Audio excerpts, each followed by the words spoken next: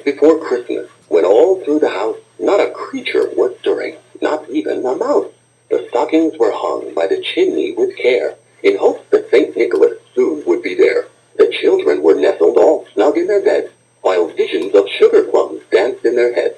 And Mamma in her kerchief and I in my cap had just settled down for a long winter's nap.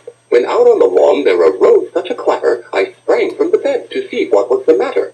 Away to the window I flew like a flash, tore open the shutters and threw up the sash. The moon on the breast of the new fallen snow gave the luster of midday to objects below, when what to my wondering eyes should appear but a miniature sleigh and 8 tiny reindeer, with a little old driver so lively and quick, I knew in a moment it must be St. Nick. More rapid than eagles his reindeer they came, and he whistled and shouted and called them by name.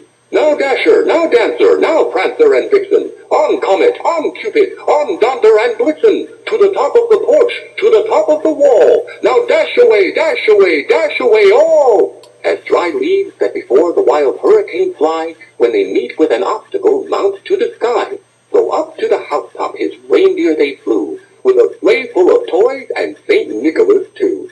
And then in a twinkling I heard on the roof the prancing and pawing of each little hoof. As I drew in my head and was turning around, down the chimney St. Nicholas came with a bound. He was dressed all in fur from his head to his foot, and his clothes were all tarnished with ashes and soot. A bundle of toys he had flung on his back, and he looked like a peddler just opening his pack. His eyes, how they twinkled, his dimples, how merry, his cheeks were like roses, his nose like a cherry. His droll little mouth was drawn up like a bow, and the beard of his chin was as white as the snow. The stump of a pipe he held tight in his teeth, and the smoke it encircled his head like a wreath. He had a broad face and a little round belly that shook when he laughed like a bowl full of jelly.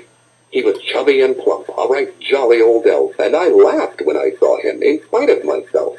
A wink of his eye and a twist of his head soon gave me to know I had nothing to dread.